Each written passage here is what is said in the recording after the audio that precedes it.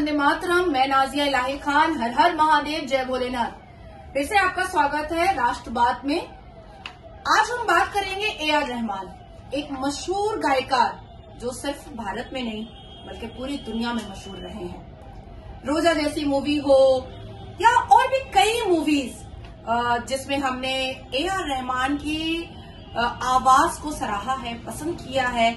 और पेट्रियोटिक अगर गाने में हम जाते हैं, देशभक्ति अगर गाने में जाते हैं, तो मुझे लगता है कि 15 अगस्त हो, 26 जनवरी हो, या जब भी देशभक्ति का जोश हमारे अंदर उबलता है, तो माँ तुझे सलाम, ये गाना हम जरूर लाउड स्पीकर में भी लगाते हैं, अपनी गाड़ी में भी लगाते हैं, अपने घर में भी लगाते हैं, या देशभक्ति जहां पर कोई आयोजन होता है वहां पर भी माँ तुझे सलाम का गाना जरूर लगता है। आज मैं ये गाना इसलिए याद कर रही हूं क्योंकि जिसने ये गाना गाया उसे बिल्कुल सही है कि उसे बहुत सारे अवार्ड्स मिले इस गाने पर। बहुत, शायद हम काउंट भी नहीं कर सकते कि दुनिया के किस किस कोने में इस गाने पर ए.आर. रहमान साहब को अवार्ड मिले हैं। लेकिन जिस व्यक्ति ने पूरी दुनिया के लोगों को माँ को सलाम करना सिखाया, क्या वो अपने बच्चों की माँ को तलाक कैसे कर सकता है? कैसे? जिस व्यक्ति ने इस दुनिया के हर एक व्यक्ति को ये बताया अपने गायकार से, अपने गाने से, कि पूजनीय धरती माँ को सलाम करने की जरूरत है और सलाम करना चाहिए, चूमना चाहिए, पूजना चाहिए, वो अपने ही बच्चों की माँ को तलाक दे देता है। आलोचना करने के लिए मना किया गया, क्रिटिसिज्म करने के लिए मना किया गया, और ए.आर. रहमान के बच्चों के द्वारा भी मना किया गया। और मैं इस बात को बिल्कुल एक्सेप्ट करूंगी, क्योंकि अगर कोई आपत्ति माँ बाप के दौरान आती है तो बच्चे सबसे ज्यादा सफर करते हैं। क्योंकि मैं खुद एक सिंगल मदर हूँ और मेरा बेटा भी 15 साल का है। लेकिन कुछ बच्चे ऐसे होते हैं जो बहुत पैम्पर्ड होते हैं, जैसे ए.आर. रहमान के बच्चे, जो अपने माता पिता के फैसले को क्रिटिसिज्म के तरीके से नहीं देख पाएंगे। But my son is very strong. उसका कहना है कि ताली और गाली दोनों तुम्हारे सर मत्थे। तुम अगर तालियां सुनती हो तो गालियां भी तुम सुनोगी अम्मा, और इसमें मैं बीच में इंटरवीन नहीं करूंगा। पर मुझे ऐसा लगता है कि मुद्दा जो है वो मुस्लिम फैमिली का है, निकाह का है, तलाक का है, तो इंटरवेंशन तो बनता है और कॉन्वर्सेशन भी बनता है और डिस्कशन भी बनता है। क्या हुआ आखिर जो अचानक से ए.आर. रहमान की 29 साल की शादी, 3 बच्चे, 2 बेटियां, 1 बेटे, सब जवान, एक अच्छी उम्रदराज बीवी और एक अच्छी उम्रदराज हस्बैंड, शौहर के बीच में अचानक से 29 साल के दौरान ऐसा क्या हो गया कि तलाक की नौबत आन पड़ी? ऐसा क्या हो गया कि जो सायरा बानो ए.आर. रहमान की पूर्व धर्मपत्नी, जो घर के भीतर रहना पसंद करती थी, जो घर के अंदर रहती थी, कभी मीडिया के सामने नहीं आती थी, कभी अपनी बातों को नहीं रखती थी, अचानक से उन्होंने अपने ही वकील के द्वारा ये स्टेटमेंट दिया कि वो अब इस शादी को नहीं निभा पाएंगी और वो तलाक चाहती हैं। और ए.आर. रहमान ने एक इमोशनल ट्विटर हैंडल पर एक इमोशनल कंटेंट लिख करके उन्होंने एक्सेप्ट भी कर लिया। चलिए आते हैं अब इसकी बारीकी में जाने के लिए। याद होगा एक बार एक अवार्ड फंक्शन में ए.आर. रहमान की डिक्टेटरशिप, जो नॉर्मली मुसलमान मर्दों में होती है, वो सामने आई थी, जिसमें ए.आर. रहमान को अवार्ड मिला था और वो अपनी वाइफ के साथ, जो गाहे बगाहे जाते हैं, अपनी वाइफ को लेकर के वो गए थे। और जब स्टेज पर उनकी वाइफ को बुलवाया गया और उनकी वाइफ ने अपनी बात को, अपनी स्पीच को हिंदी में डिलीवर किया, तो ए.आर. रहमान की डिक्टेटरशिप पहली बार नजर आई और उन्होंने अपनी बीवी से कहा, हिंदी में नहीं, तेलुगु में बात करो। और तब उनकी वाइफ उस पूरे सर्कमस्टांसेस में बहुत इंसल्ट फील की और उन्होंने बड़ी लड़खड़ाती हुई जुबान में कहा कि मुझे बहुत अच्छी तमिल नहीं आती है, तेलुगु नहीं आती है, इसलिए मैंने अपनी बात को हिंदी में रखा है और मैं माफी चाहती हूँ। और उन्होंने माइक छोड़ दिया। इससे पहले भी दुबई में एक बहुत बड़े आयोजन में ए.आर. रहमान ने अपनी वाइफ को डिक्टेटरशिप किया था और सर पर आंचल रखने का एक बहुत बड़ा मुद्दा सामने आया था। इसके बाद भी हमने देखा कि ए.आर. रहमान अपनी अम्मा की पसंद की हुई जो लड़की थी, जिससे उन्होंने शादी किया था 29 साल पहले, जिनका नाम सायरा बानो है, उनको सलवार, जंपर, दुपट्टा अपने बच्चों को कभी सामने नहीं लाना कैमरा के, अपनी बीवी को कभी सामने नहीं लाना, अपनी बीवी को कभी मीडिया से बात नहीं करने देना, किसी भी पॉडकास्ट पे या किसी भी इंटरव्यू पे बीवी के साथ ना बैठना। तो सारे ऑर्थोडॉक्स मेंटालिटी ए.आर. रहमान की जो हुआ करती थी वो अपनी मुसलमान बीवी के लिए ही हुआ करती थी।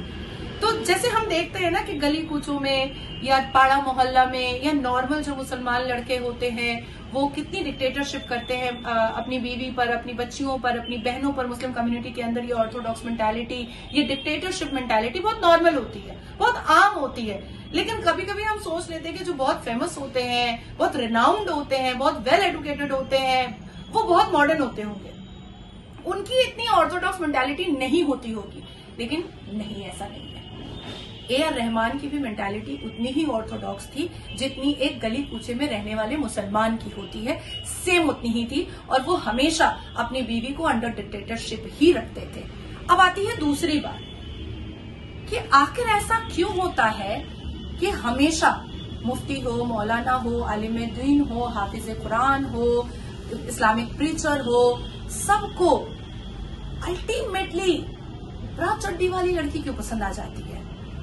सना खान ब्रा और चड्डी पहन करके घूमती रहती थी, एक दूसरे मर्दों के गोद में झूलती रहती थी। पसंद किसको आई? मुफ्ती साहब को। स्वरा भास्कर अपने अदाकारा जब तक वो थी और फिल्मों में काम करती थी, उन्होंने हमेशा महिलाओं को अपनी एक्टिंग के द्वारा डिफेम और बदनाम ही किया है। हमेशा।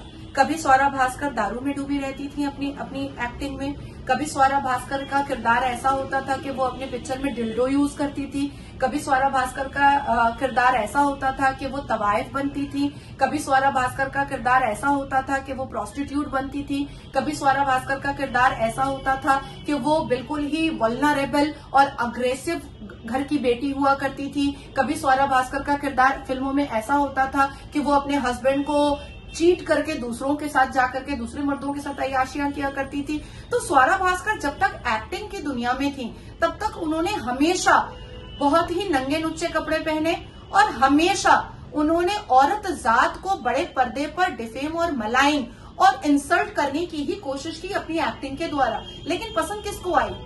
शाहीन बाग के मुगलिया सल्तनत फहाद को। और अब वही स्वरा भास्कर जो हमें बड़े पर्दे पर शराब में डूबी हुई और डिल्डो यूज करती हुई दिखती थी, अब वो सर पे दुपट्टा रख करके जिहादी नौमानी के बगल में खड़ी हुई दिखाई देती है। ऐसी कई मिसालें हैं जो मैं आपको दे सकती हूँ कि हमेशा ये मुफ्ती और मौलाना और ये मुसलमान लड़कों को ये ब्रा चड्डी वाली लड़की ही अल्टीमेटली पसंद आती है।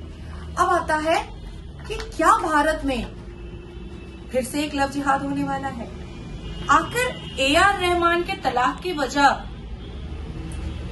नॉर्मल घर का माहौल या अचानक से कोई ऐसी बात या 29 साल की शादी बस ऐसे ही टूट गई या उनकी बीवी उनको कोऑपरेट नहीं कर रही थी या ए.आर. रहमान के पास समय नहीं था? नो, नहीं, ऐसा कुछ नहीं है। मुझे ऐसा लगता है कि 29 साल की शादी को निभाने में सायरा बानो ने सबसे ज्यादा सैक्रिफाइस किया होगा, क्योंकि ए.आर. रहमान एक बहुत बड़ी पर्सनालिटी है, एक बहुत रिनाउंड फेस है जिनको पूरी दुनिया जानती है। और ऐसे व्यक्ति को खुली छूट देना, पूरा फ्रीडम देना और उसके बाद घर में पैक रहना अपने बच्चों की परवरिश के लिए और अपने घर संसार को संभालने के लिए, तो ज्यादा बड़ा सैक्रिफाइस सायरा बानो का था। पर अचानक से हुआ क्या, ये कोई नहीं समझ पा रहा है। और क्यों बार बार ए.आर. रहमान कह रहे हैं कि इसको क्रिटिसाइज ना किया जाए? Basically AR. रहमान साहब को बुढ़ापे में लव जिहाद करने का मन कर गया है। ए.आर. रहमान साहब को बुढ़ापे में फिर से एक ब्रा चड्डी वाली लड़की पसंद आ गई है।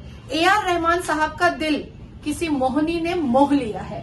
ए.आर. रहमान साहब के तलाक से कहीं एक तरफ 3 बच्चे और एक मुसलमान औरत बेघर और बेइज्जत तो जरूर हो रही है, पर एक हिंदू लड़की मुसलमान बनने की तैयारी में पूरी लगी हुई है।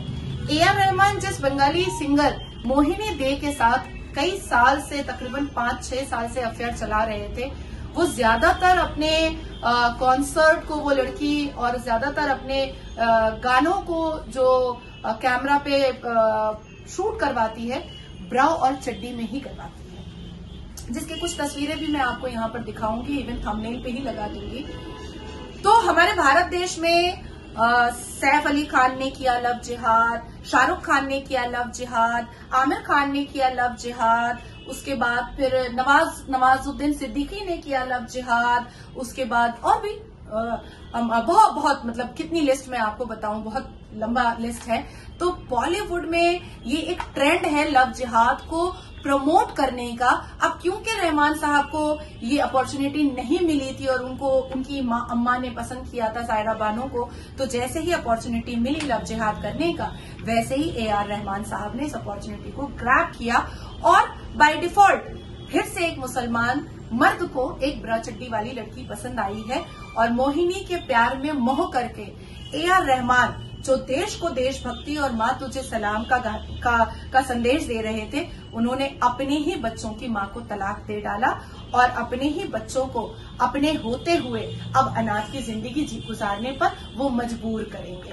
तो ये है पूरी की पूरी स्टोरी ए.आर. रहमान की, जो एक लड़की के लिए उन्होंने अपने सिर्फ बच्चों को धोखा नहीं दिया, अपनी बीवी को धोखा नहीं दिया, बल्कि उस माँ को धोखा दिया जो वो अब इस दुनिया में भी नहीं है, जिसकी सायरा बानो पसंद थी। अपने अब्बा को धोखा दिया, सायरा बानो के घर वालों को धोखा दिया, अल कुरान की आयतों को धोखा दिया, सूरे निकाह को धोखा दिया, अल्लाह तबारक ताला को धोखा दिया और निकाह के वक्त में जो फरिश्ते नाजिल होते हैं जब निकाह होता है, उन फरिश्तों को धोखा दिया सिर्फ और सिर्फ एक ब्रा चड्डी वाली मोहिनी के लिए। नमस्कार, वंदे मातरम, भारत माता की जय। मुझे लगता है कि अब क्रिटिसिज्म जरूरी है और मैं हैट्स ऑफ करती हूँ सायरा बानो को कि अपने सेल्फ रिस्पेक्ट के लिए, अपने सेल्फ आइडेंटिफिकेशन के लिए, अपने रुतबे के लिए उन्होंने तलाक देना सही समझा। और मुसलमान बेटियों को ये समझना चाहिए कि सायरा बानो ने एक बहुत ही रिनाउंड हस्बैंड, एक बहुत ही रिच हस्बैंड को साइड में रख दिया तलाक दे करके, सिर्फ इसलिए क्योंकि वो अपने शौहर को किसी मोहिनी के साथ बेड शेयर करते नहीं देख सकती थी। मुझे लगता है कि ये बहुत बड़ा संदेश है, एक बहुत बड़ा लेसन है उन मुसलमान बेटियों के लिए जो 4 बीवी भी बनने के लिए तैयार हो जाती हैं। पैसा is not important, luxurious life is not important, lavish life is not important. Self-respect, self-identification is very important, even for Muslim community. Thank you so much, Vandana.